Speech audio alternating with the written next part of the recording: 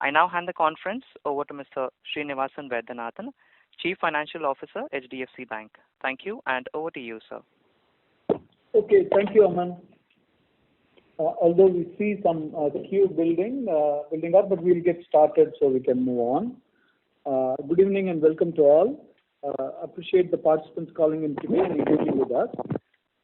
Firstly, we'll go through some background, environmental update, and then we'll get into the business highlights, and then we'll go to the results. Let's start by placing on record our appreciation and thanks to all staff and associates for steadfast and tireless focus on meeting customer needs in the midst of this pandemic, particularly in this quarter, which was for most part impacted by COVID second wave. There were several thousands of staff who were diagnosed with COVID, more than 10-12% of the staff, and all the staff and their families need special admiration and thank you. We had less than 1,000 staff vaccinated at the beginning of quarter. Since then, we have done over 370 camps. We have also tied up with multiple hospitals to allow vaccination. We now estimate that more than 80,000 staff have had at least one dose of vaccination. During the quarter, activity indicators released for the month of April and May were downbeat. This is I'm talking about the economic activity released were downbeat, reflecting the impact of the rising COVID cases and lockdowns. High frequency indicators such as power demand, auto sales, PMI slowed sequentially in April and May. Rural demand has gauged by two-wheeler sales, tractor sales, rural unemployment rate also took a hit. So this time around, compared to the first wave, the rural was also in the thick of this COVID. However, in June, the economic activity improved in line with easing COVID-related restrictions, lifting of lockdowns in various states. This provides the backdrop of the activity in the quarter, which was mixed for most of the quarter, where almost, call it two-thirds or 35-40 days of effective work that could happen. Otherwise, the business was muted for the rest of the time period. While the GDP numbers for Q1 might look upbeat, due to low base, the sequential growth is likely to contract. FY22, our in-house view is that it would be 9.1, brought down from little more than 10% that we talked about 3 months ago. CPI headline inflation steady at 6.3, and our house view is that it will hover above 6 for next 2-3 months. Needs to be seen, but we do expect RBI to continue towards supporting growth and keeping monetary stance accommodated. During the quarter, equity capital markets saw muted trends as compared to the previous quarter, as private issuers through a mix of IPOs, rights, QIPs, and block deals raised little more than 24,000 crores versus equity raise of 70,000 plus crores in Q4 21. Retail participation in IPOs has been strong during this quarter. The equity fundraising pipeline, both in public and private markets, continue to be robust. During the quarter, we were mandated for 5 IPOs, including one IPO where we were appointed as lift lead merchant banker. Fundraising through the Indian bond market was approximately 1.25 lakh crore in the quarter, which was 49% or so lower year on year. Our bank is ranked number 2 for Q1. Our association, now getting to some business highlights. Our association with the CSCs is helping us offer cost-effective services in semi-urban and rural. The hub and spoke model, where every CSC is mapped to a branch to service. As of June quarter end, we have signed up approximately 1.71 lakh village-level entrepreneurs, of which 1.12 lakhs are onboarded as business facilitators. In the month of June, we launched a new straight-through process journey for consumer durable products at the VLE centers. It empowers VLEs to issue sanction letters based on customers' eligibility. This removes the bank's intervention and enables the VLE to do end-to-end processing of the loan. We have launched our chatbot EVA for the VLE specific queries. Through EVA chatbots, VLEs will learn about the products and services offered by HDFC Bank, which in turn will improve services offered to the last mile customer. Healthcare initiatives that we talked about in the past is bank is building COVID portfolio in line with the RBI announcement of extending loans for medical equipment purchases, stockists and so on. Hospitals are being funded for their investment in vaccination efforts. We have successfully activated the patient EMI and CC and DC credit card, debit card programs at more than 200 hospitals. On the retail branch banking front, we focused on launching a unique initiative that takes need-based selling to the next level. Immediate Next Best Action is an artificial intelligence tool that studies the customer transaction patterns and digital behavior and is able to correctly pinpoint the financial need of the customer in the contextual relevance to suggest product and timing. It provides real-time triggers to the RMs on customer transaction patterns and digital behavior. The initial trends are very encouraging, with a 6x higher probability of the customer to take the product based on analytics than the traditional process. One of the significant digital enhancements that helps in greater customer service is the walkout working journey. This is a revolution in servicing the needs of the customer. It aims to make servicing of the customer instructions paperless through the use of Bitly link and two-factor security authentication, even if the customer is not active on the net banking. Paperless journey was recently launched for a few of the services, and in due course time it will cover many more customer instructions. On the digital front, I want to give an update on the digital front. UPI transactions by count, both P2P and P2M in aggregate have sequentially grown 5% to 65.7 crore transactions, and over prior year it has gone up by 2.4 times. On a similar basis, UPI transactions by value, both P2P and P2M, have sequentially grown by 11% to 1,65,000 crore, and over prior year it has gone up again 2.4 times. For the quarter, in terms of the value, our P2P market share is about 10% and P2M market share is about 14% on the UPI. Mobile banking and net banking users have grown year on year by 31% and 21% respectively. Transactions count has seen a growth of 103% year on year on mobile banking and 39% for net banking. We continue our focus on telechannels for service sales and relationship. During the quarter, telesales channel grew 400% in business over Q1.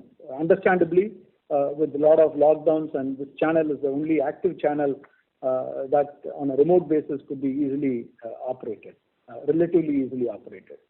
On the payment business, the bank has got 14.9 million cards in force, right, at the end of June, with the market share for cards in force at about 23.8% May number, right, slightly dated, May 21 number. Bank share in receivables stands at about 56%, right. The market share in issuing card spend stands at 28.5% as of May 21. Within issuing spends, the bank analyzes retail spends separately, which caters to a large customer base which the bank has managed to build over the years, and the bank continues to focus on deepening the relationship. The data coming from the network franchisees, spends per active card for the bank is 1.4 times higher than the industry. Average ticket size of the transaction is 1.2 times higher than the industry, which reflects the strength of the franchise and the depth of our customer relationship. In retail spend, we've grown 53% year on year, right? And lower numbers of credit card customers are now revolving. So the revolving balances are down, right? Because understandably, Jimmy will probably talk about our credit actions, and understandably in the market, there is shyness as you see that card spending is down overall, right? As given the prevalent COVID scenario, bank is cautious in extending the credit. Another important information, while we look at retail spend as opposed to a total spend, which is the retail spend plus the business cards plus the commercial cards, that's what many people in the market see based on published data. But we analyze retail spend separately. There is a reason why retail spend is more important. About 3/4 of the bank's credit card customers hold a deposit with us, with aggregate balances amounting to 5x the card outstanding. That's the 5x the card outstanding is the deposits that are made available to us by the card customers. So that it's very important to analyze the retail spend and the retail card relationship as opposed to a generalized total card spend and the total card relationship. Merchant acquiring. The bank has 2.3 million acceptance points as of June is a year-on-year growth of 24%. Acquiring business volumes, including credit, debit, UPI, direct pay for the bank, grew by 75% year-on-year for the quarter ended June. In this time of social distancing, the bank has continued its focus on digital payment solutions of various orders, various payment factors. As per RBI data, previously I was quoting certain things on retail spend through the franchisee data. Through the RBI data now on acquiring, the bank's acquiring market share for April stands at 50%, 50.5% versus 44% in April last year.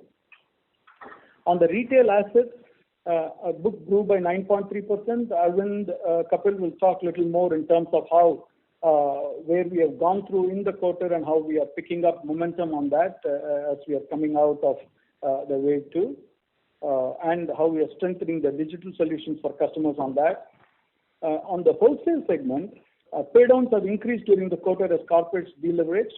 However, the bank continues its progress in gaining market share due to diligent adherence to sales process. Wholesale credit growth largely from PSUs, and we continue to provide liquidity to quality and relationship-based NBFCs for on-lending as well as for PSL. Jimmy will allude to a few things as we go. Commercial and rural banking business largely impacted in April and May due to localized lockdowns, but picked up in June. We'll have Rahul Shukla talk a little about how that's coming along now. Collections, as we mentioned, were mostly stalled with the advent of wave 2 COVID, stalled this momentum as it was picking up in March, but from April and May, it stalled that momentum of pickup that we were seeing. This is reflected in the bank's portfolio as we face severely curtailed collection workflows during the quarter due to restrictions of personnel on the field and both concern health and safety concerns of our staff as well as the customers. I do want to cover a few sentences on the society and community.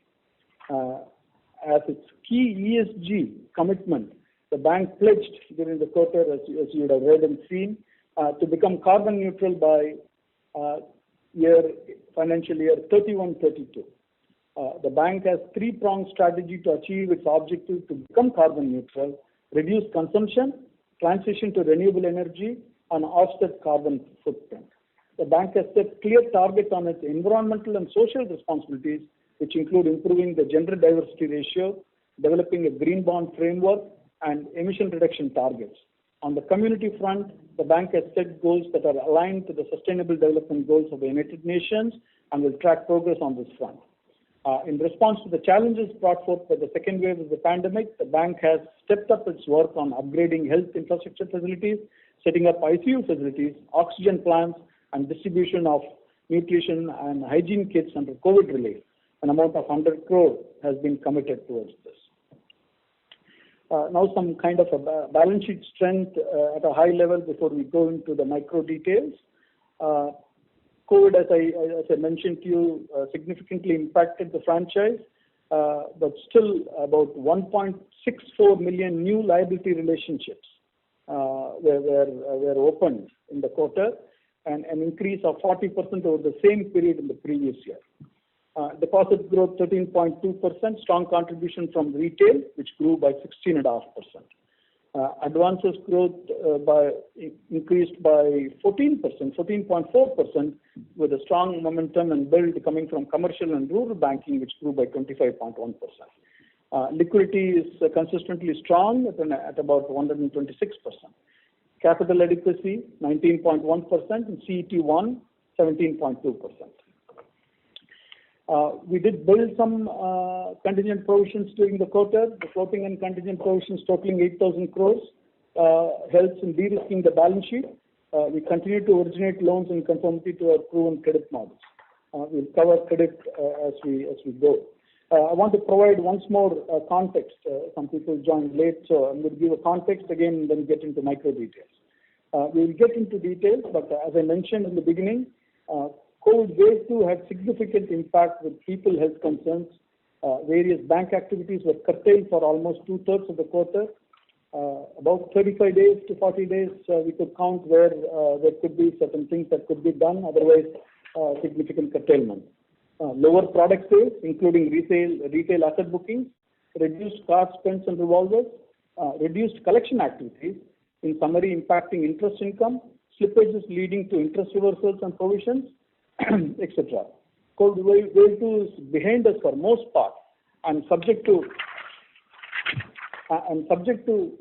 the hopeful of a benign COVID wave 3, which again subject to the benign COVID wave 3, we see these are most part timing or temporary. We see buoyancy. As we go in this call, we will have our frontline business heads describe the current experiences in the market. Let's start with revenues.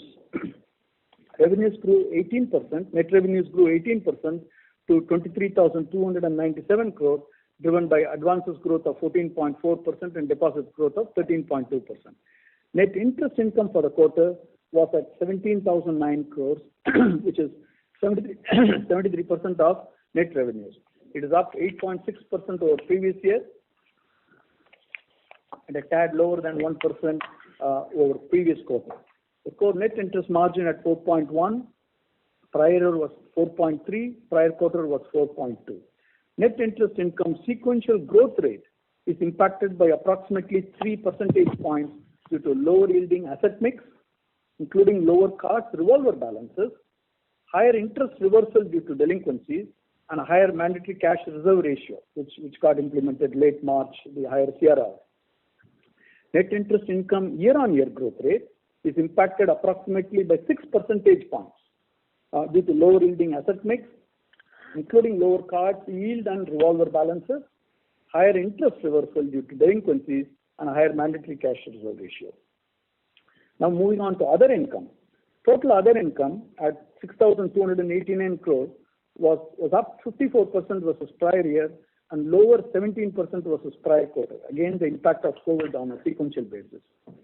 Fees and commission income constituting 62% of other income was at 3,885 crore and grew by 74% compared to prior year and is lower by 22% compared to prior quarter across various retail product lines impacted due to the activities of sales and retail. Retail constitutes approximately 91% of this, so impacted due to the activities. FX and derivatives income at 1,199 crore was higher than prior year and prior quarter, reflecting pickup in activities and spread both sequentially and year-on-year. Trading income was at 601 crore for the quarter. Prior year was at 1,087 crore and prior quarter was at 655 crore. Some of the gains from investments were monetized in line with our ALCO strategy. Miscellaneous income of 603 crore includes recoveries from written off accounts and dividends from subsidiary. I'll cover some of these more on recoveries a little later. Expenses. Operating expenses for the quarter were 8,160 crore, an increase of 18% over previous year. Year on year, we added 327 branches, bringing the total branches to 5,653 as of June end. We opened 45 branches during the quarter, on an average, one branch every alternate day. Many days were impacted, but still on an average, one branch every alternate day we managed to open. Branch opening has been impacted. We have approximately 150 branches in various stages of readiness to be opened soon as things improve. Since last year, we added 1,295 ATMs, cash deposit and withdrawal machines, and 204 during the quarter. As of June end, we have 16,291 ATMs and our cash deposit and withdrawal machines.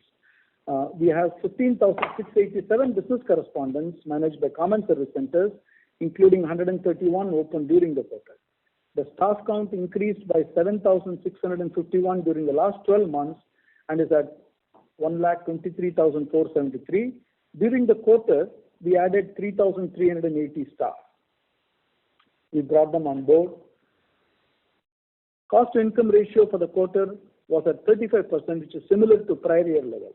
We anticipate the spend levels to increase driven by incremental volumes, sales and promotional and discretionary spends and investments as the activity, particularly on the retail assets front, pick up.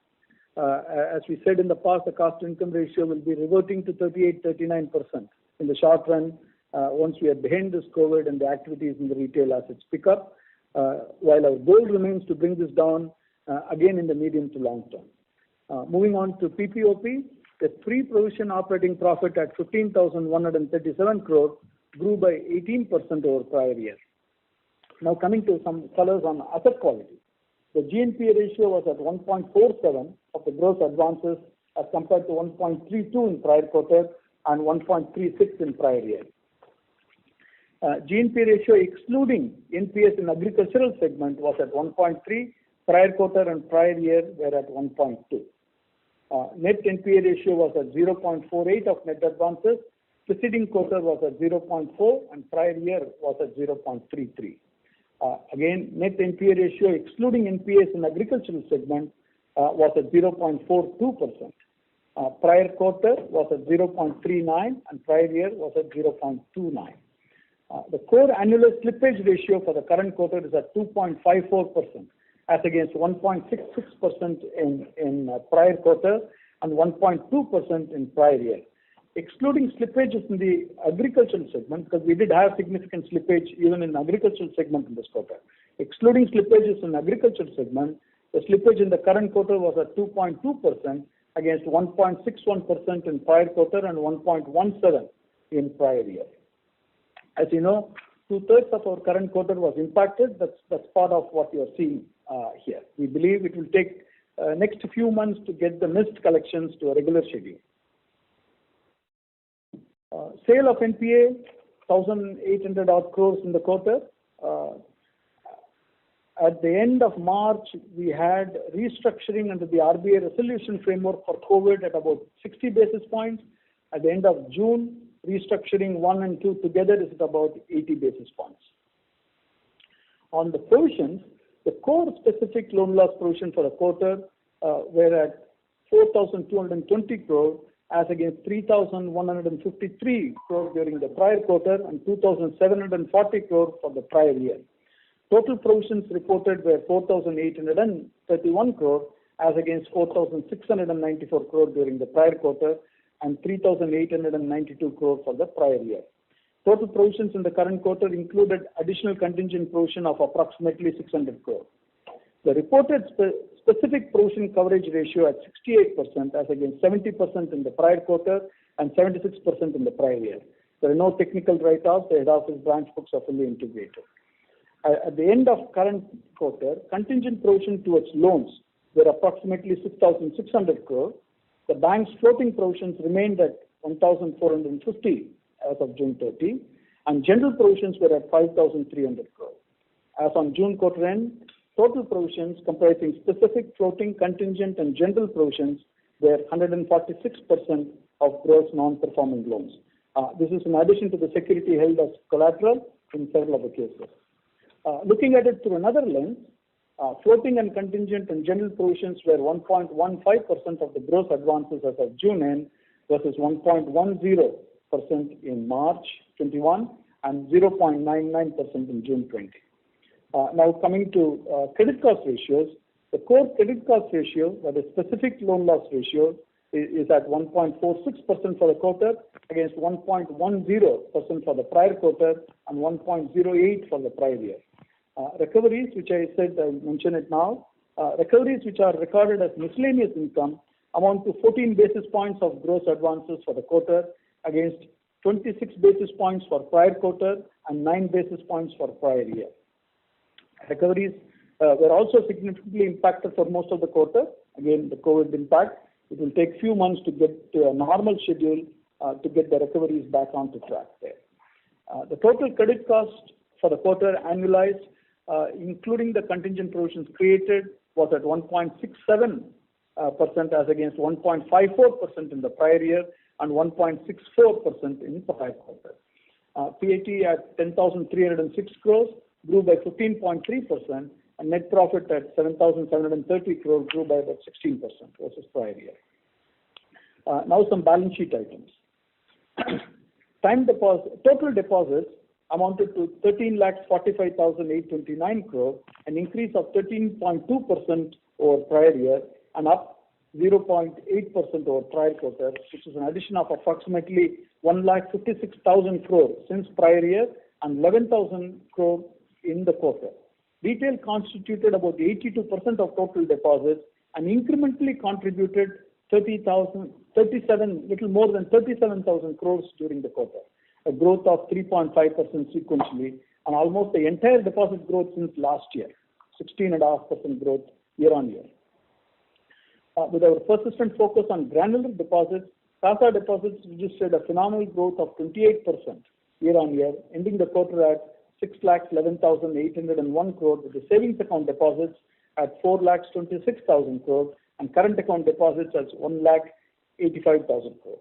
Current account increased by 24% year on year. However, it declined by about 26,000 crores during the quarter, primarily because of wholesale sector. Savings account grew 30% year on year, or 98,000, little more than 98,000 crore, and sequentially grew by 5.6%, or little more than 22,000 crores. Retail constituted about 88% of CASA deposits. Time deposits at 7,34,000 crores grew by 3.1% over previous year and 2% over prior quarter. Time deposits in the retail segments grew by 6.6% year on year and 3.7% sequentially. Time deposits in the wholesale segment decreased by 7% year on year and decreased 3% sequentially. CASA deposits comprised 45.5% of total deposits as of June 30. Credit deposit ratio was at 85% for the quarter, which is same as what it was in prior quarter. Prior year it was at 84%. Now getting to advances. Total advances were 11,47,652 crore, an increase of 14.4% over prior year and a sequential growth of 1.3%. This is an addition of approximately 1,44,000 crore since prior year and 15,000 crore during the quarter. As per internal business classification, retail loans grew by 9.3% over prior year and degrew by 0.7% compared to prior quarter. Commercial and rural banking loans grew 25% over prior year and grew by 3.9% over prior quarter. Wholesale loans, other wholesale loans grew by 10% over prior year and grew by 1.5% over prior quarter. Maybe Jimmy Tata can give some color about the growth in the loans and the situation on the credit front. Sure. Thanks, Srini. Hi, everyone. Thanks for coming this evening. I'll first just go through a little bit on the retail side, discuss the credit philosophy, strategy, and the portfolio management. I'll come back a little later for the SME and the commercial and rural banking and the corporate side of it. So I think Srini's alluded to it already, so I'm not going to talk too much. But yes, this has been a quarter where things were not the most orderly because of the second wave that hit us. If you recall, just to recap for a minute, the previous discussions over a couple of quarters, we were talking about how the moratorium exit and the recovery of most portfolios up by December and perhaps the last of them by March, and we were pretty much back to the pre-COVID levels. So that was all very encouraging till the second wave hit sometime in April. The effective impact of this was, of course, on business, which I think Arvind and Rahul will have a little to say in a minute, but I'll just get on to how it impacted the portfolio. We found ourselves and our staff getting infected quite rapidly. So we took a decision to put safety first, and we stopped going out on recovery calls, etc. Most of the work that was done during those 2 months was essentially on the phone, work from home, and all that. So I'll come to the impact in just a few seconds. But it's only been in the month of June that we really have had the ability to start going out.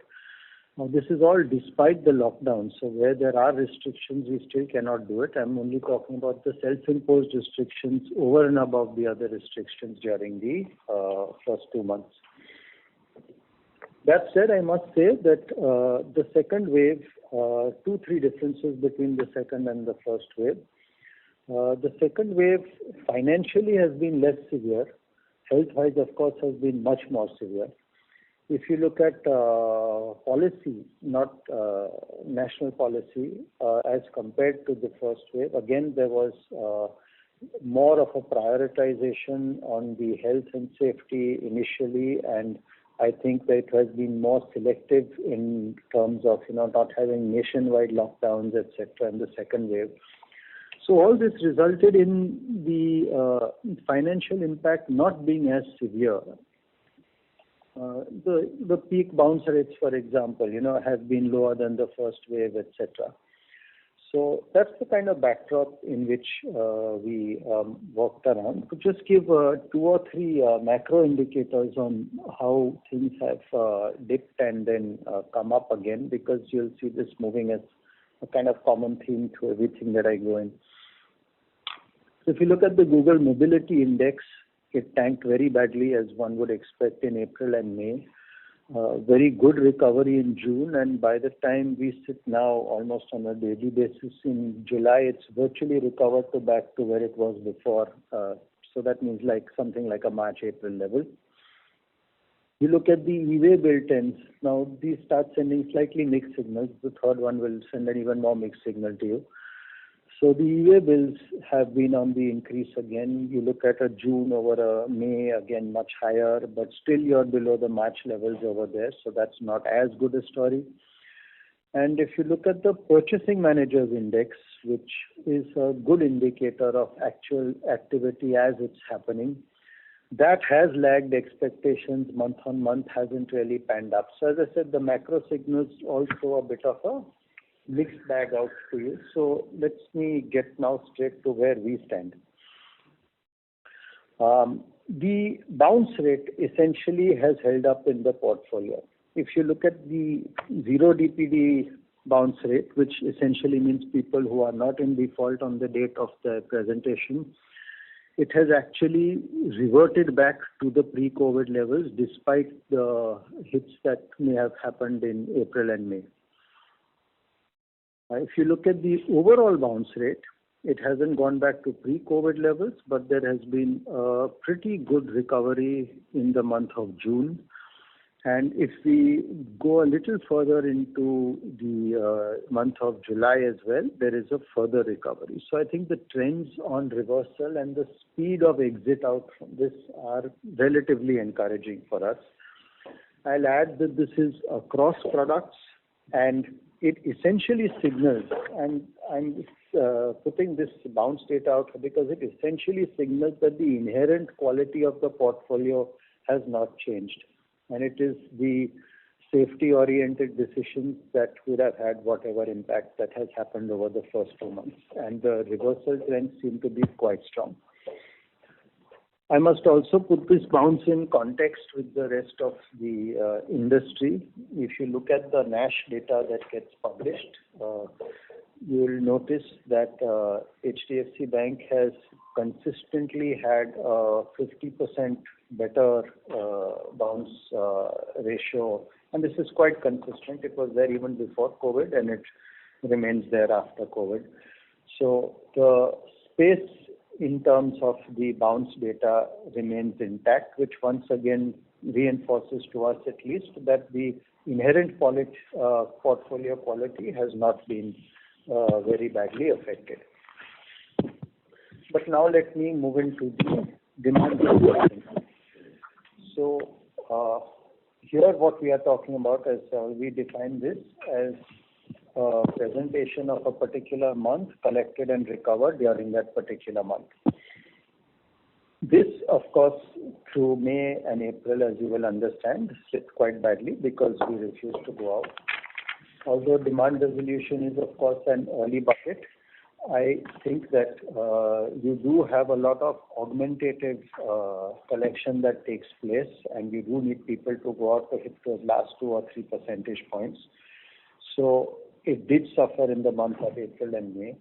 There has been a bright, if I can use the word, recovery in the month of June, and I think the early periods of July continue to bring that particular point out. So here we are not really back to pre-COVID levels, but we are well on the way back to at least a March kind of level, and March had almost caught up with the pre-COVID levels. May have just been a percentage shy or so. So in that sense, it's the best way I can indicate to you. The team does believe that over this quarter, they will have cleared the rest of the distance and managed the mean reversal that's required.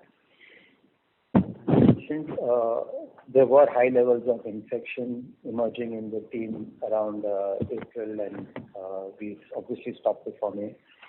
And that's why we stopped. We got a lot of people vaccinated, so it's not that we have compromised on the safety standards at all before moving out again. There has been a high level of vaccination. There's been a high level of, so we got people actually back into the offices even for the calling, etc., and had people with the ability to go out. So I think that this is relatively temporary and will reverse. While I'm saying that, I think there is one product line where I should point out a non-COVID impact item, because we keep talking about how COVID has impacted things. So the commercial transportation has been hit by the diesel price hikes. And our previous experience also tells us that it usually takes a couple of quarters for people to manage to pass on these price hikes and cost hikes onto their customers. We expect in the current quarter, meaning the July-September, that a fair amount of that would get passed on. And in the quarter after that, particularly with the help of the festive season, I think people would manage to bring things back on an even keel by passing on these increased costs. But this is an aspect where we will need to look at the developments in that particular product. I think Srini touched a little bit on the restructuring in terms of where the levels have moved. I'd like to say a little bit on the restructuring in terms of how we have gone about it and how we are continuing to go about it, because there is still some window left, and I would expect a large part of the restructuring to take place before September. We rolled out across various platforms to make it as convenient as possible for people to apply. There has been a minimal benefit of this in Q1, and we would expect to see some more of this in Q2, because we again had barely a month or so after the rollout to actually try and facilitate this. How we are going about this essentially is, and because these questions do arise in people's mind and we do get asked as well, so I might as well say it before it's asked. We do not restructure if viability is in doubt. We will take the pain and we will decide to move on with that. If people have lost jobs, we do take a slightly comforting view on this, because most people who did lose their jobs would manage to regain employment as soon as there is some sort of revival, and there are signs now that things are reviving. So once again, one would tend to restructure that kind of a loan. We noticed that there are a lot of people who are, while delinquent, staying in the same bucket. What this essentially means is they are managing to pay their monthly installments, but are not being able to reverse the trend and catch up by making multiple installment payments. Restructuring here again seems to be relatively safe, because the ongoing cash flow seems to be in order. And so these are some of the, just to give a little bit of an indication, because we do get asked, what we do and what we don't do. So I think that's perhaps the best way I can do it. It's much more complicated than this, and it's much more case specific than this. So please don't take this as some very simplistic or, product program driven method. It's rather detailed. But just to give everyone a flavor of what we do and what we don't do. I think and of course, going behind our mind is the fact, two things which I'll come to a little later. I think one I just did touch upon myself. The bounce rates holding up, and therefore the inherent quality of the portfolio remaining good. We do feel encouraged to be, and we should in this environment be more compassionate and empathetic towards these kind of things. But we do feel encouraged to do this on a commercial level as well because of that. I think the second part to it is and I'll come to this a little later, the new portfolio is definitely holding up and of better quality than the historic portfolio. And that said, it's not such a new portfolio anymore. I've been talking of the new portfolio itself now for 3-4 quarters. So it's reasonably seasoned by now. Moving into the actual portfolio quality in terms of the collection resolutions now. So I spoke of the bounce, the demand, and now we're moving to the collection resolution. Here again, it's pretty much the same story and a little more exaggerated because those particular buckets depend much more on physical movement, which, as we said, was hampered. As soon as we got back into the physical game, the recoveries have been quite sharp. If you look not just at June, but if you look at early July and we compare the early days with the early dates of several preceding months, it's once again even more encouraging for us. So the health first decision that we took is likely to get reversed by the end of the present quarter in which we are in. I think this goes across products and across buckets, so there's nothing on the downside to put out over there. I must point out what I spoke to you about July might be a little too early because there are very few days, but the overall trend does remain in that particular direction. Recoveries, again the same story.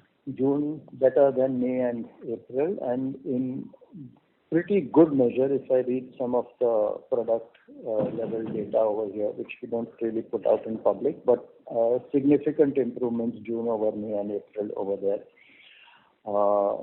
compared to the 2 previous months, and July once again looking more and more encouraging.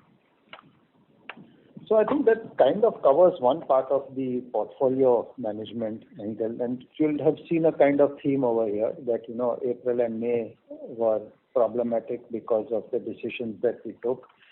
Good recoveries across the board in all these things over the month of June, looking even brighter for that part of July we have covered up till now.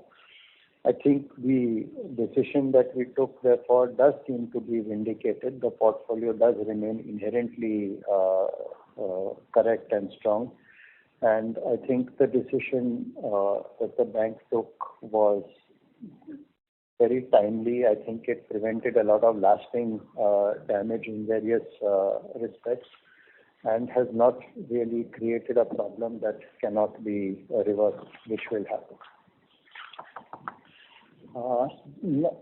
Again, Srini referred to the sale of assets, and I'll just add again a little more on the operational side of that. So yes, as you mentioned, around 1,800 crores this quarter. If you recall, it was just short of 1,000 last quarter. My reason for putting this out just now is that this is going to be consistent activity of the bank, and I don't think it is also going to be a very standard value every quarter, because the way it is computed is not to make it a regular feature. We evaluate the portfolio during each quarter and we take a decision as to whether we believe we can have a more efficient collection through our own efforts over time, or whether we should take the money available instantly and close the particular account. So each quarter, the amount that we sell depends on what we feel is emerging in those. These are rather detailed exercises. They take place virtually at a case-specific level, even for smaller granular retail assets. So I think I just should put this out over there that this will continue quarter on quarter, and the amounts need not necessarily be very consistent and regular. They will depend on what our view and commercial decision is with regard to collection at that time.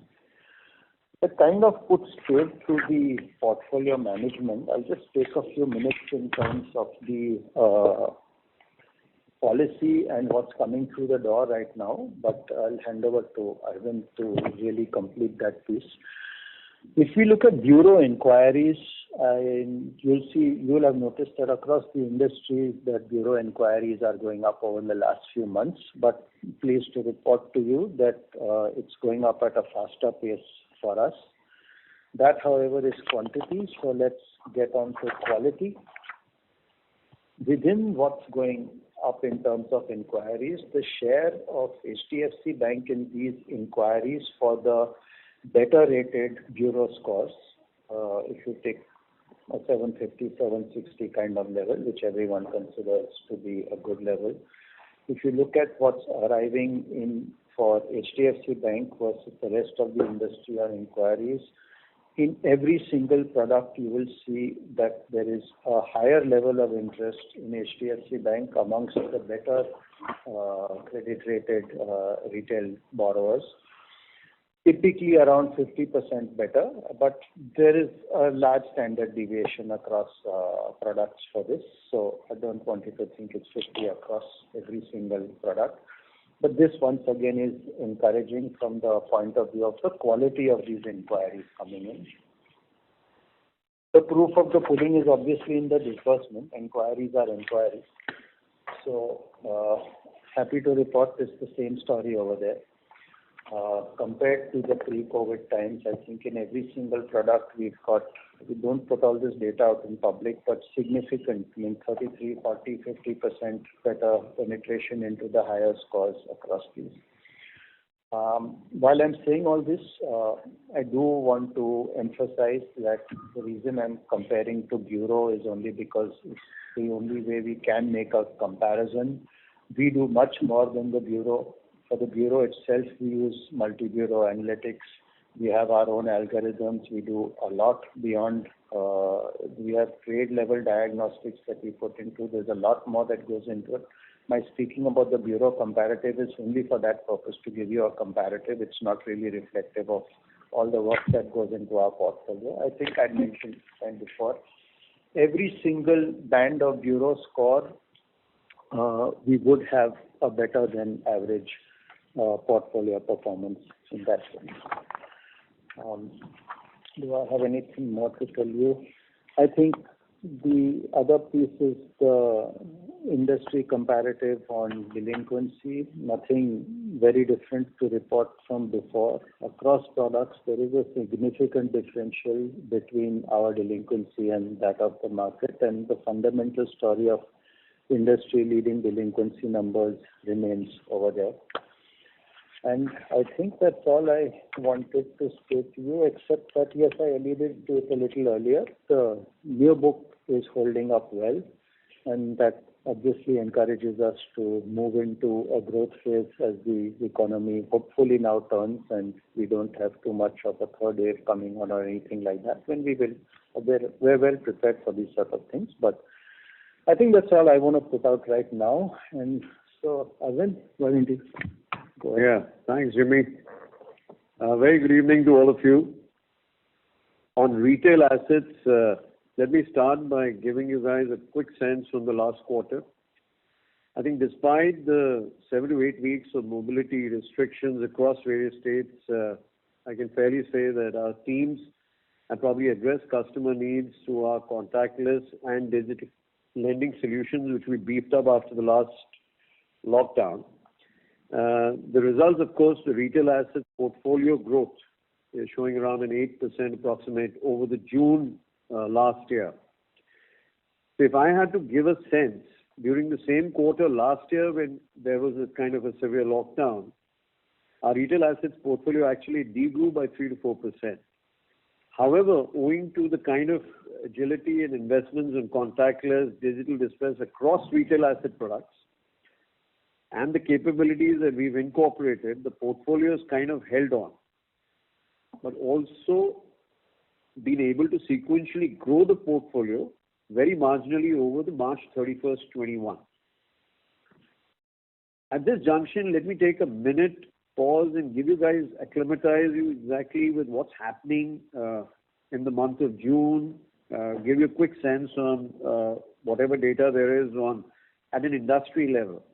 So if I were to look at the bureau data at an industry level and look at the demand for retail loans in the month of June 21, it's almost restored presently to 80% of the Jan to March quarter 4 of the last year, which is, I think, I would rate it as an encouraging sign. At the bank, we've witnessed a very sharp bounce back in the demand for most of our key products, whether it's auto loans, unsecured loans, loans against property and home loans. If I look at the industry data also on the vehicle side, to give a quick sense, because that's more precise as a reflection of the economy. If you look at the CM data, auto loans from quarter 4 of last financial year, which is Jan to March, and if you look at the last quarter, it's a decline at an industry level of 31%, and two-wheelers down to a 41%. And I think on both the businesses we've gained, I have reason to believe we've gained substantial market share. Now, with our portfolio mix, I do believe we probably have a fantastic opportunity here on to scale up both on top line as well as yields. In the unsecured loans, which is personal loan and business loans, we do believe we have a leadership position, and we intend to capitalize this low delinquency portfolio with the increased sourcing contribution from higher income customers, and that's already substantially showing an improvement in our mix towards the better quality customers. We plan to focus a little more aggressively on certain segments, especially like the government segment. In auto loans, like I just mentioned to you, that in the last quarter, we have reason to believe we've gained a decent market share in the four-wheeler segment, and think we are edging towards a leadership position, which we like to capitalize over this financial year, both in new cars as well as used cars, because I think that gives a semblance of a better yields as well.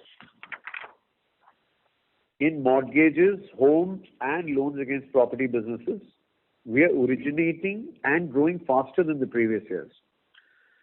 If I were to take any insights and share with you for the first 15 days trends for the month of July 21, HDFC Bank is echoing the projection of almost 100% of pre-COVID levels on the disbursement. And that gives me the optimism that the quarter 2, which is July, August and September, we should be in a position to scale up rapidly on our growth rates. It also gives us the confidence that the plan set for the financial year, which we had envisaged during our original assessment before the surprise second COVID wave hit us, in my view, should remain unaltered. And our assessment and our belief is that we should be back on course to achieve the original financial year plans and should close the year on a solid growth for the financial year. So I think that should probably give you guys a sense on how the quarter was from how I see the financial year. Yeah, that's all I think. Thank you. Okay, thank you. Jimmy, you want to talk about commercial? Yeah, sure. So this will be a little quicker than the retail one because it's relatively steady and boring. So a few quick words on the SME portfolio and then on the corporate one as well. To point out just one thing on the SME portfolio, I think the second wave was something that impacted customers quite a bit, and when I give you a few details little later, you'll realize how. That said, the portfolio has held up well, and I really want to thank our customers, I think, for the kind of diligence, integrity, and faith that they have shown. I really think that they have worked very, very well to keep their businesses well and to keep their credit quality intact. And I think a large part of the credit for the portfolio success must be given to our customers right now. The when it comes to a few headline numbers, we monitor, as I mentioned earlier, the delinquency in various buckets. Every single bucket, the delinquency numbers are actually improving quarter on quarter, which is quite surprising given what happened during the last quarter. But it has been there. We have a 7, 15, 30 and 60 pre-NPA bucket that we look at, and it's actually improved quarter on quarter in each of those buckets. And that's why I really want to hold out for our customers. I think another thing one must put out for them is, if you look at the utilization, despite the stress they must have faced, the average utilization remains range bound in a 70 to 75% of the limit sanctioned bracket. Once again showing that people are not drawing down from us just to fund out losses or doing things like that, is remaining very steady now for several quarters. So very, very gratifying to see the quality of customers that have come to our bank, and it's really holding us in good stead at this point in time. Nothing very different than usual to report in terms of the portfolio distribution. Extremely granular, everything under 5%, every single industry, except of course for the agriculture where there is directed lending and we are required to take higher shares, which is around 10% or so of the SME book. When it comes to the delinquency trends, I just mentioned to you that it's moving in the right direction while even during the pandemic. I need to then tell you a little on the incremental NPAs for the quarter have actually been lower than those of the previous quarter, which probably not surprising given the earlier delinquency trends I mentioned. And the gross NPA levels also remain very range bound. And we have then the few measures that we have to monitor the portfolio. So just to give a slightly futuristic view, the self-funding ratio I've been talking about over the last few calls, so I'm not going to describe it again. Once again, holding out very steadily between a 67 to 72% kind of range. Collateralization of the portfolio, again, is rather high, well into the 80s, mid-80s. That's if you look at the exposure. If you actually look at the outstanding on the drawn limits, we are more than 100% collateralized on the SME book. The other thing that we monitor individually on all our customers is the net credit. Now, the average net credit into the accounts obviously had dipped in April and May, and it has moved right back to the mean. There's an actual mean reversal by the month of June, and we expect July to be even better. So, one more signal of strength out over there. We also follow the GST trends of the portfolio and how that matches into the cash flows into the accounts. Once again, very strong correlation, and this has been going on for several quarters. The behavioral score, as you will know, I mentioned some time back that we have this 1 to 10 behavioral score based on several attributes. These aren't really to be linked to delinquency because these are non-delinquent customers. But we look at cash flow routing, relation to business, the banking habits, the manner in which the operations are carried out, and all such things. So it is actually a behavioral score. It is not a credit score. Those did take some sort of a dip in April or so, but have once again started the recovery out again. So that's about it on the SME book. Small update on the GECL. As you know, GECL 1, we were kind of market leaders. GECL 2 and 3 were for the stress sectors, so we don't have that much out to those sectors.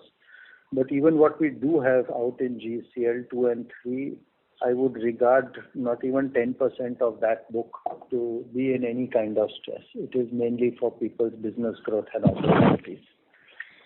So that kind of puts paid to the SME piece that I wanted to speak of. I think the corporate is even more staid and steady. We've retained the kind of portfolio quality that we have. Growth in the corporate assets not as strong as many previous quarters because we don't change policies, we don't change credit judgment, and what if we found a fewer in a particular quarter, that's what we would do. But the book remains very strong. I think now it's been 5 or so quarters where it has been range bound into our internal rating of 4.3, 4.4. I do always mention and will mention today also that there is considerable headroom in this particular borrower grading before it even moves out of a AA kind of range. So if it were to move into a 4.5, 4.6, and I'm not going to give you the actual number, but it goes well beyond, you would still see a very strong portfolio. The unsecured wholesale portfolio is a 3.5 rated portfolio on an average. So here, that's all I have to say. I think external ratings, if you want a benchmark, I would think if you look at the AAA and AA portfolio, it would probably be close to 80% of the book. And at least 50% of our book is on an HDB 1 to 4 rated scale. So things are all right. No big slippages to report, nothing of that sort. So things are happily boring in both these segments for us, so we don't have too much of a problem.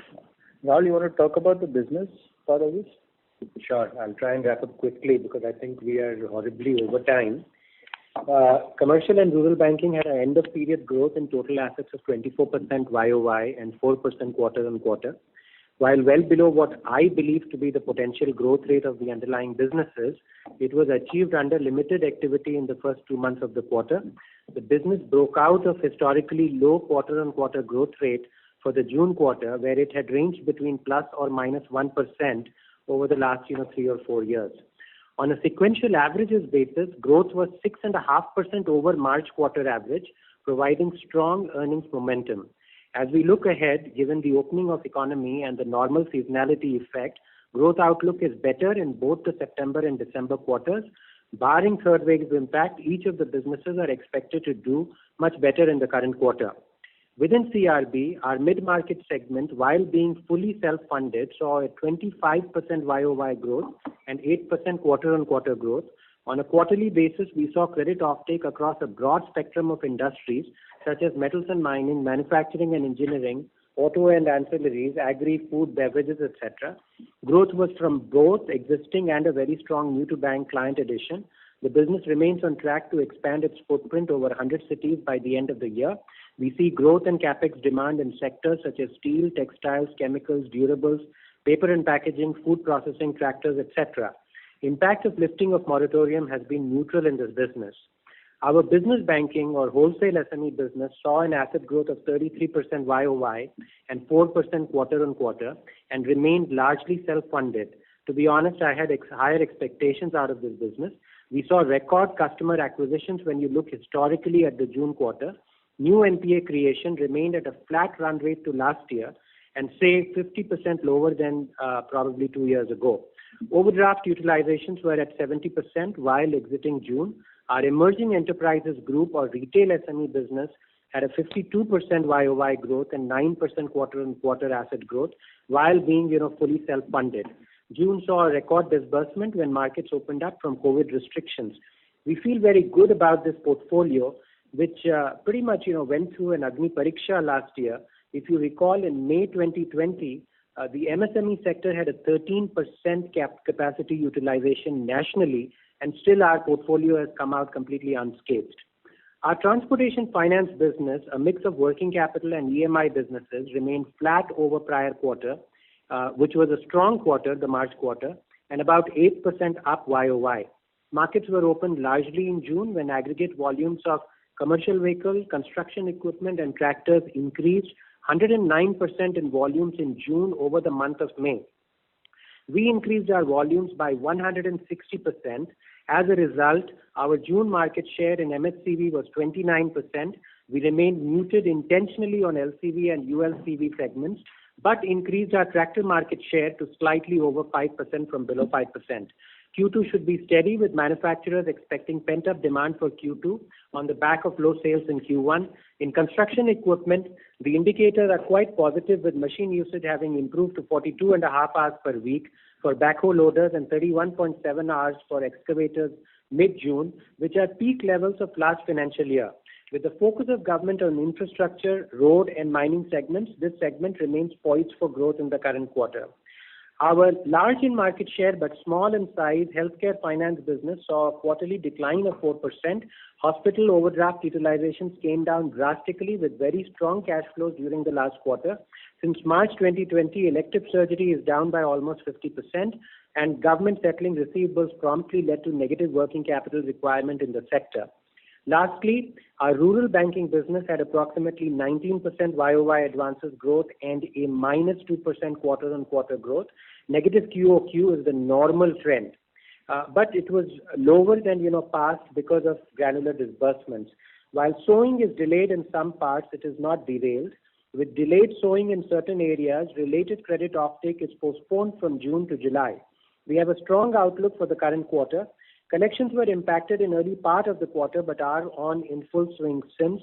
This is a different collection cycle given interest and repayment dues of last 3 half-yearly cycles, which is March 20, September 20 and March 21, have accumulated and are being collected. The impact of Cyclone Tauktae, which impacted 4,619 villages in mid-May, is also under observation, though it does not appear to be a major concern as of now. Thank you. Okay, thank you, Rahul. A couple of lines on CAPAD. Capital adequacy, we have reported that Basel III guidelines stood at 19.1% as against regulatory requirement, which was 11.075. Prior year was at 18.9. Tier 1, 17.9 compared to 17.5 in prior year. We know that the bank declared dividend 6.5 rupees per equity share for FY21. That had been reckoned in the capital ratios. Now, getting to wrap up on HDB, a word on HDB before we go. The disbursements in the quarter showed a growth of 66% over prior year, because prior year was hardly anything. But it is down 54% over Q4. So again, significant impact on COVID. The AUM stood at 59,368 crores. Net interest income for the quarter 964 crores, or a drop of 10% over Q1 last year. PPOP for the quarter at 644 crores, a drop of 15% over previous year and 35% sequentially. Provisions were 472 crores, and the profit after tax in HDB was 131 crores.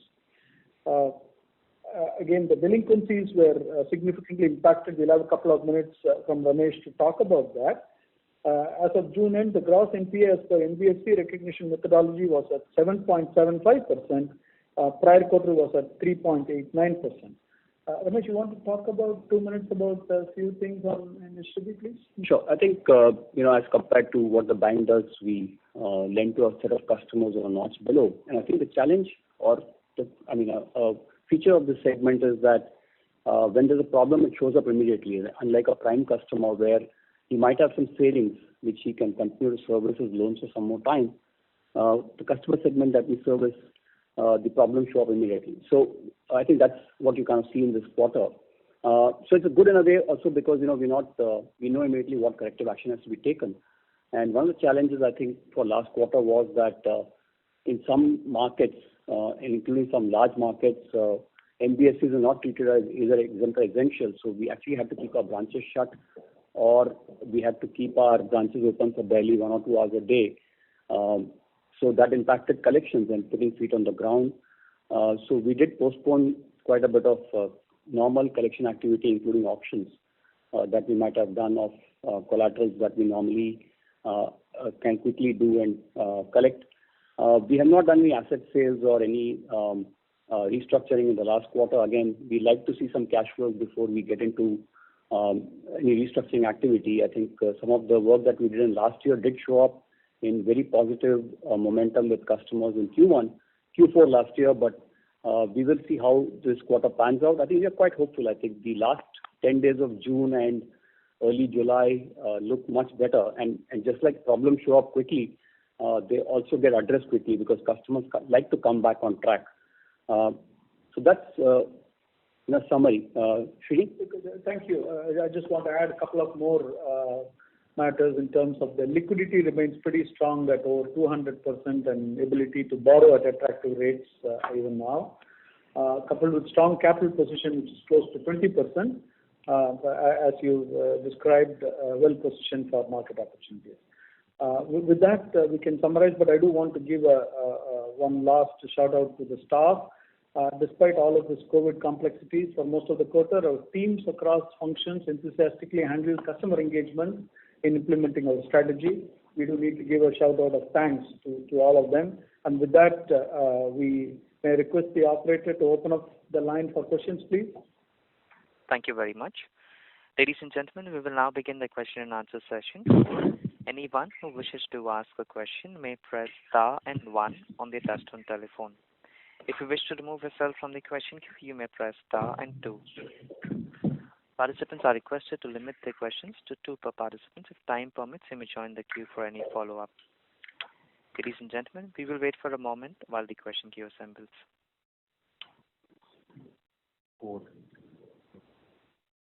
First question is from the line of Mahrukh Adajania from Elara Capital. Please go ahead.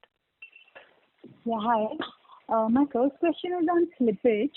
So just to clarify, the absolute value of slippage would be around 73 billion, of which around 9 billion would be agri.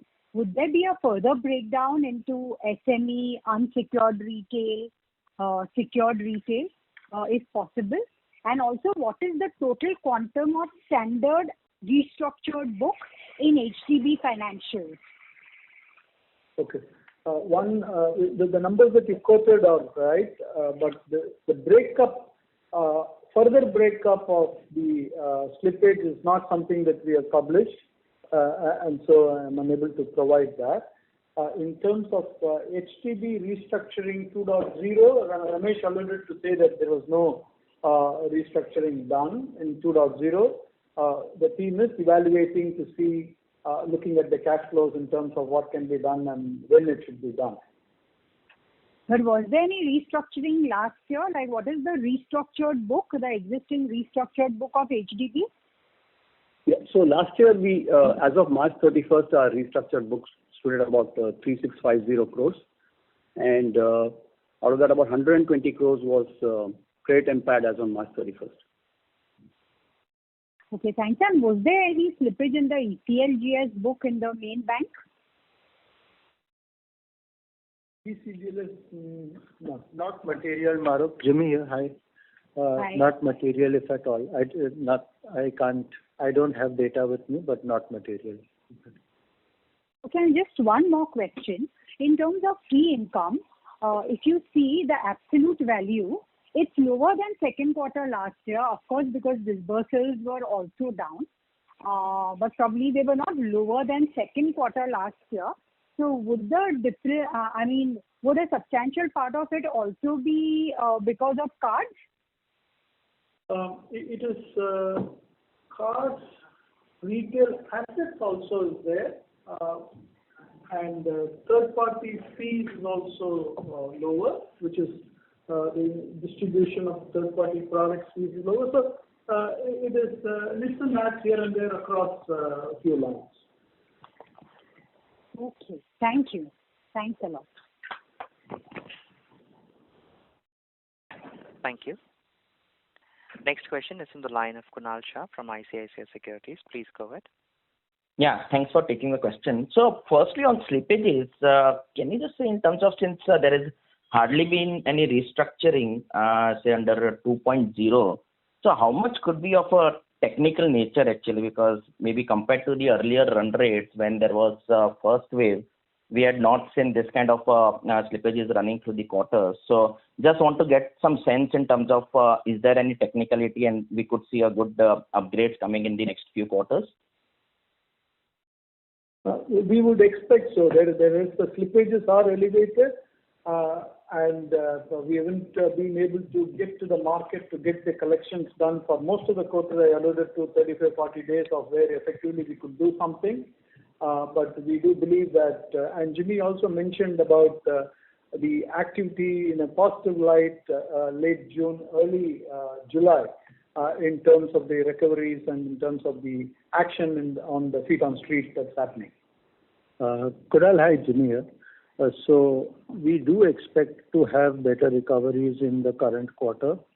We do also expect that people in the current quarter might come for restructuring based on the basic fundamentals that I described a little earlier. We are looking at restructuring people and are looking at being empathetic about it. So the recent RBI clarification that someone who has slipped, which at this date would have been recorded, will be upgraded as standard as well.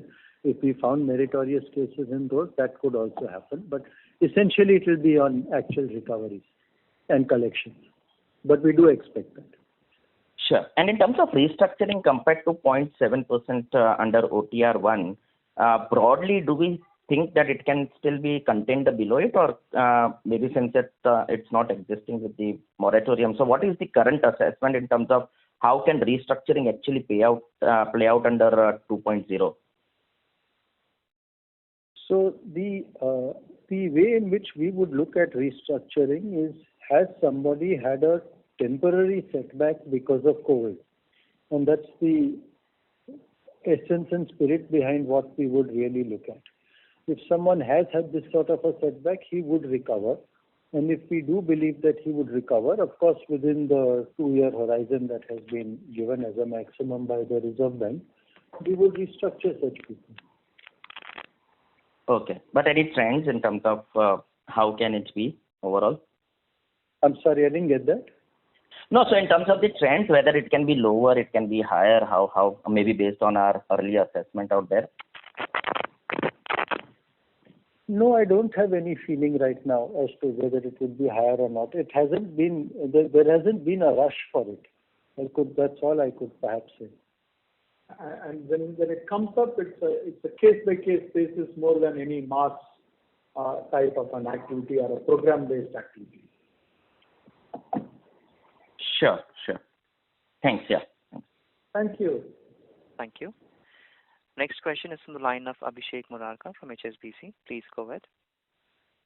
Yeah, good evening. Thanks for taking the question. So the first question is on cards. I just wanted to check, when you said that the interest income was about 6%, would have been, the interest income growth would have been 6% higher YOY. How much of that would have been because, your card business slowed down?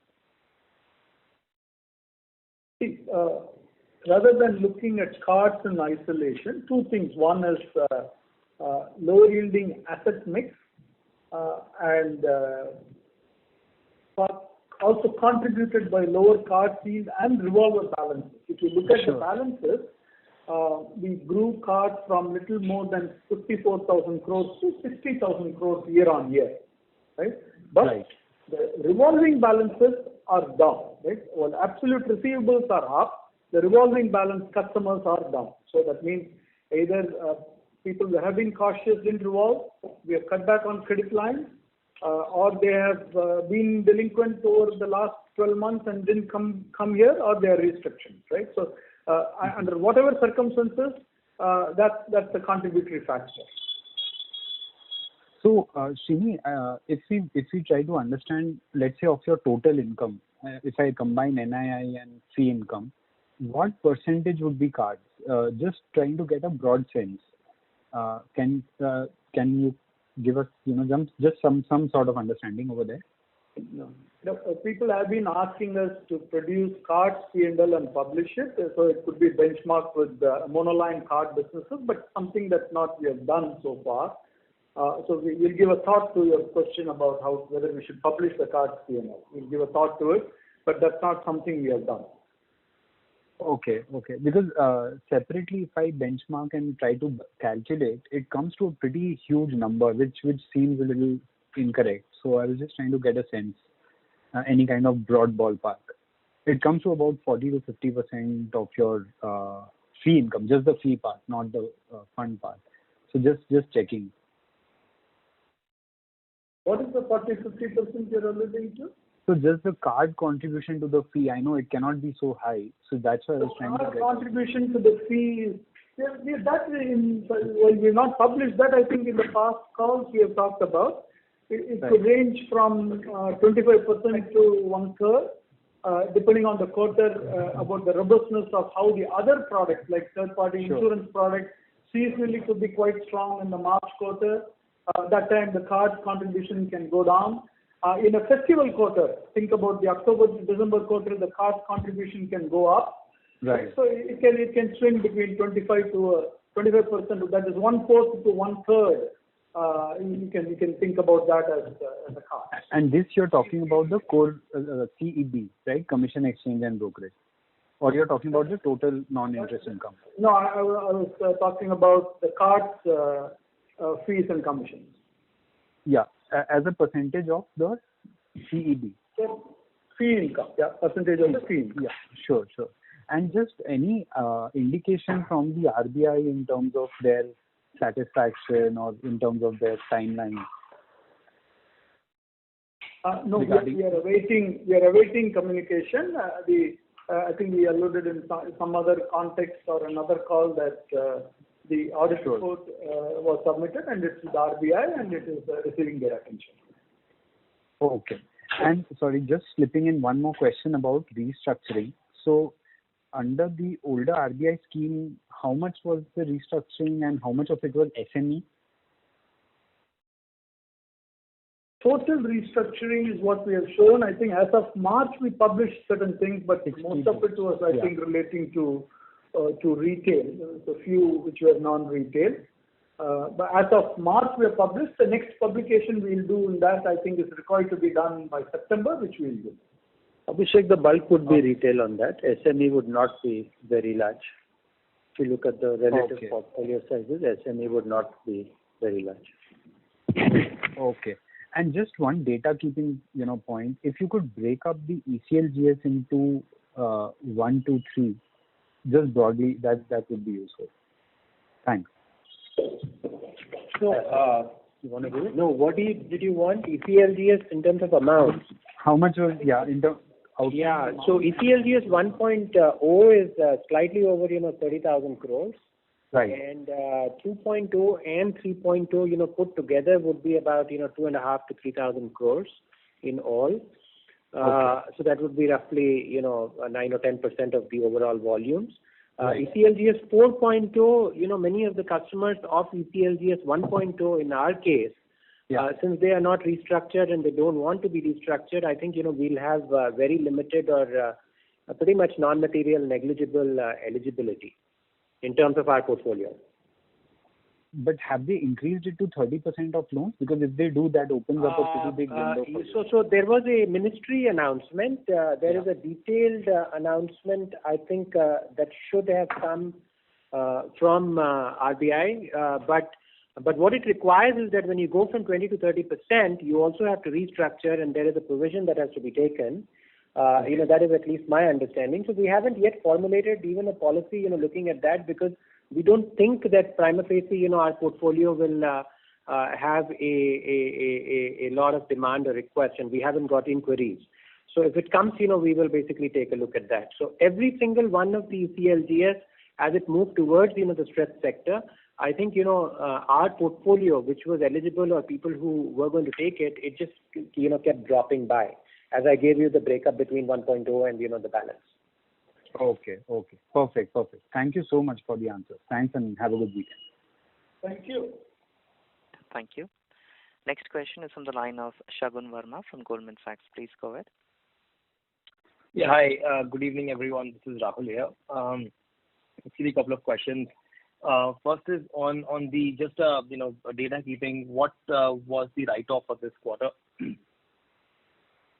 Write-off about 3,100 crores or so was the write-off.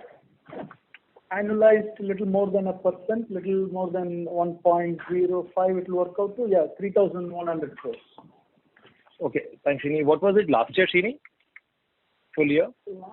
Last year, I don't have it in front of me. Yeah, the team will see if they have, but we'll come back. Yeah. Sure. Thanks, Srini.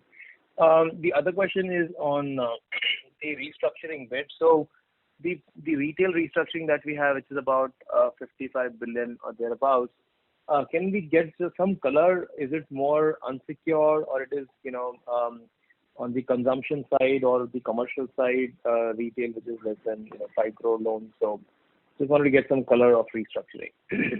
Sorry. Well, the retail restructuring split between unsecured and secured is like a 2/3, 1/3 kind of split. Okay, 2/3 is unsecured, we call it. Yes, absolutely. Yeah. Rahul, on the write-off question that you had last year, same time period, little less than half of what I gave you for this quarter. It was about 1,500 crores or so. Sorry, this is for the first quarter last year, or I wanted correct. Full year. Correct. June quarter. Okay. And full year you would have it handy, just in case? No, I think full year is published, I think. Full year is published somewhere, yeah. We'll get to you, but it is published, yeah. Sure. The other question is on the margins. So just wanted to get some qualitative color. Clearly, I mean, of course, 1/3 of the operations are impacted, in the previous quarter. So the impact that we may have seen quarter on quarter, is it largely because of liquidity, or there's a pricing pressure also that we are seeing in the market?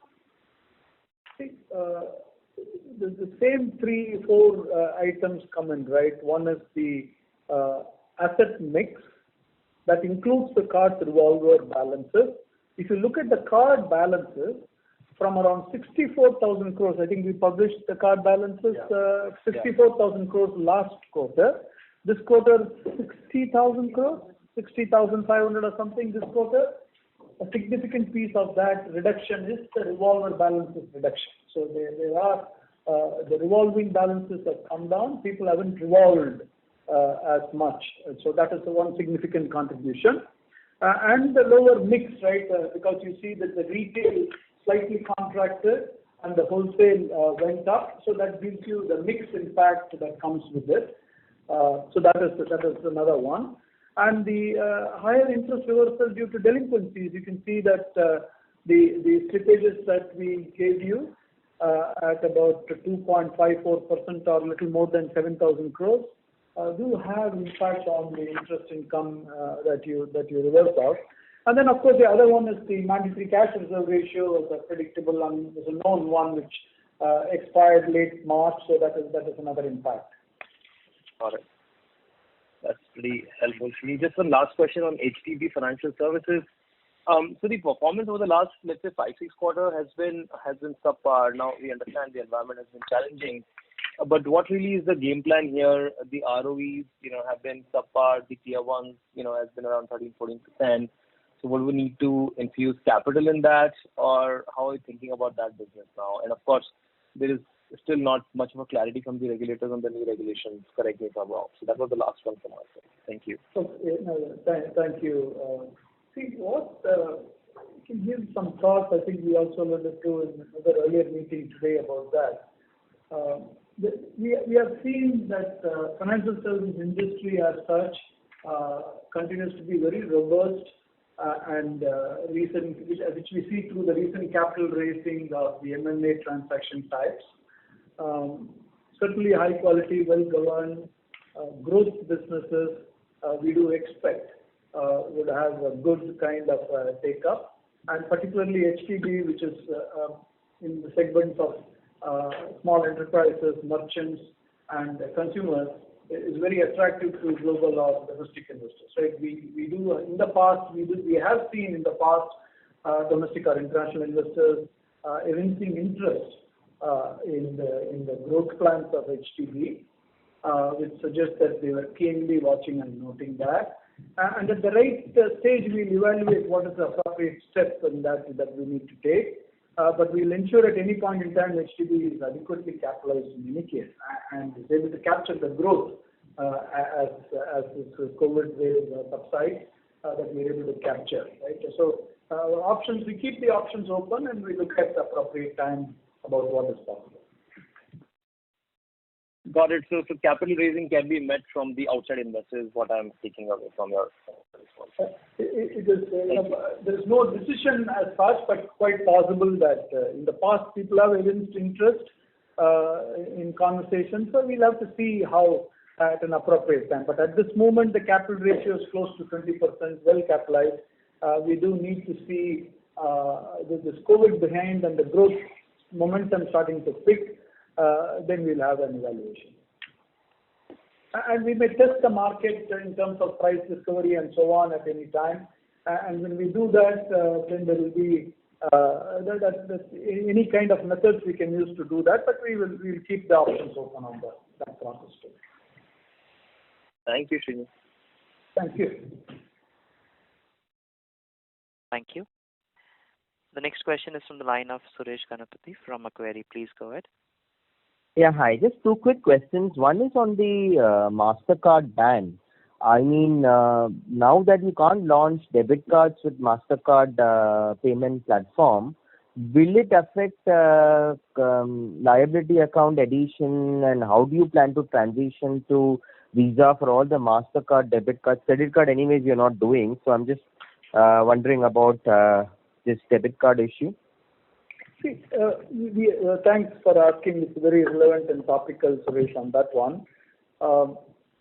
See, we have only a couple of instances where we are tied to MasterCard for debit cards, right? The Times debit card, which is an age-old card, which is a co-brand, and there is one more which is there, right? It's a business debit card, another one. So these are the only ones where it is tied. Other than that, we have a choice of having a Visa debit card. So and the alternatives are quite open for us, and we do not see any disruption or inhibition to go to the alternatives, other than where the co-brand is higher, like the Times example I gave, right? So we do see that we have choices to make there, and quite possible that we will do. So in that sense, Srini, what you're saying is both RuPay or Visa can easily provide you the necessary amount of plastics required. You know, there is a shortage of chips in the global market, but that all is not an issue. They can immediately give you a commitment that if you want to issue Visa-based debit cards, they can easily do that. You're saying that there will not be any transition time from an integration perspective or anything like that? We don't anticipate in the short run on that one. Due to the inventory that we have and the orders that are in the pipeline and so on, we feel quite comfortable on that in the short run. Okay. If the chip shortage continues for a longer time, it's not just for us, it's an industry level issue at that stage. But we'll have to go through that. Okay. And this last question on the current accounting, of course, in general, the trends have been very encouraging for the last several quarters. Is it that you're really gaining market share from MNC banks? I mean, that's just because they just cannot have credit-linked, portfolio to current accounts. So, are you really seeing a shift there, or is it an organic growth? Suresh, rather than basically try and forecast what will be the market share shift, at this point of time, suffice it to say that all the banks are very busy with execution of the current account circular. Because this is, a regulatory priority. That is, where we are. The way the circular is designed is that you need to, have, in a simplistic way, a 10%, credit out to a company to be able to, have their flows unless it's in an escrow arrangement or, some other arrangement. So in that context, if you look at it, your report and the reports of other analysts that we read seem to indicate that the larger banks, will have some positive flows. But this trend will become clear only over the next 6 to 9 months period. Okay. Thanks, Rahul. Thank you. Thank you. Next question is from the line of MB Mahesh from Kotak Securities. Please go ahead. Good evening. Just two questions from my side. One is a question that Jimmy had kind of indicated earlier. You made a comment saying that the slippages were partly on account of employees or an internal constraint that you had. But given that the market activity picked up from, let's say, around June, how much do you think of the slippages of the current quarter could be attributed for an internal factor? And also, Mahrukh has asked this question earlier. If you could just kind of qualitatively at least give us some comment on what has been the nature of the slippages that have happened this quarter as compared to last year. I'll just take the first part first, Mitch. If you look at, as I mentioned, if you study it, the bounces are remaining consistent.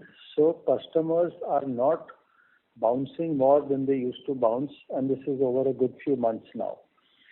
During the months of April and May, because we could not go out due to lockdowns as well as our own internal decisions, you had collections moving and resolutions not keeping pace across the buckets. So that would include the slippages as well. From June onwards, we have noticed that there is a reversal in all these the moment we started going out. It was in the last 2-3 days of May that we started preparing to go out and conduct the collections again.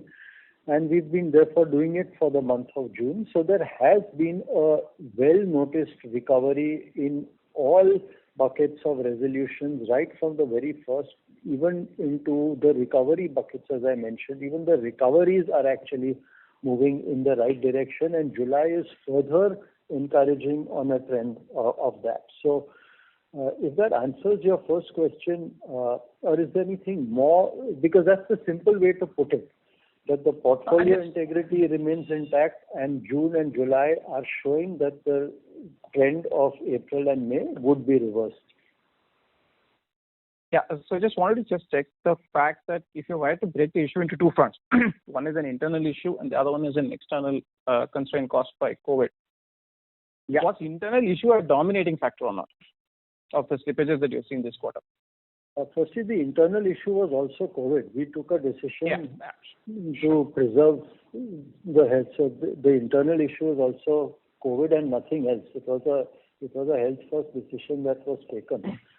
How much was due to lockdowns and how much was due to that decision, I really don't have the breakup, because the lockdowns were essentially Maharashtra, Gujarat, Tamil Nadu, Delhi, and some parts of Andhra, Karnataka. We haven't really calculated it that way. Sure. Perfect. Understandable. The second part of the question was qualitatively, if you can just give us some indication or comments on what was the difference in slippages that you're seeing in this quarter as compared to last year? I'm sorry, could you just say that again? Qualitatively, slippages by various subcategories in terms of last year, Mahesh, June quarter is not comparable at all, because one, there was moratorium, and so because of the moratorium, you will not be able to see what is what and make a comparison of what that is versus this quarter. Srini, we're just looking at the full year, because we're just looking at the full year numbers. If I were to look at the slippages which happened last year on the retail side or on the business banking side, and you look at the slippages this quarter, are you seeing any noticeable differences in what is causing the two? Business banking, no. Since you mentioned business banking, no. And if you look at last year versus this year on the retail side, last year had 6 months of moratorium followed by the option of restructuring to December, which also for the MSME segment went out into March because of the MSME circulars itself. This time we have just emerged from the second wave with a recent announcement of restructuring, which we have put into effect as fast as we could with, as you mentioned, a host of channels through which someone can apply. However, not that many have applied. That said, it happened in the last instance as well. People do tend to apply towards the end. So, whereas what you see as the slippages right now have not been mitigated so much by restructuring, there could be some request for restructuring coming during the present quarter in which we are. We'd have to wait and see to what extent that happens. Sorry, Jimmy, just trying to understand only the slippages, not so much of what the outcome of the slippages will be. Is there a material difference that, last year was driven by certain segments and this year is different by a different segment? No, not at all. Not at all. There's no change in segments, no. Okay, perfect. Okay, done. Thanks a lot. Thank you. Thank you.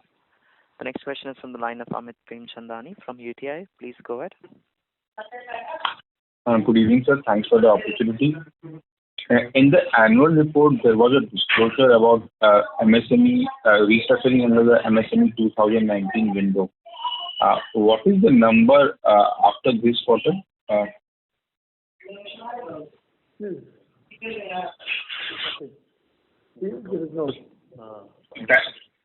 is no further update than what is in the annual report. So the restructuring number that you reported under the MSME window, that was also done last year, or it was previous to that and just the reporting was done last year? One, that the MSME window has been open even for the previous year. FY20 was also open, and there could have been some in the recent years that went by too. Okay. And sir, the share of public sector lending as a percentage of overall lending has moved up quite sharply over the last 2 years from around 3% to 11% of the portfolio.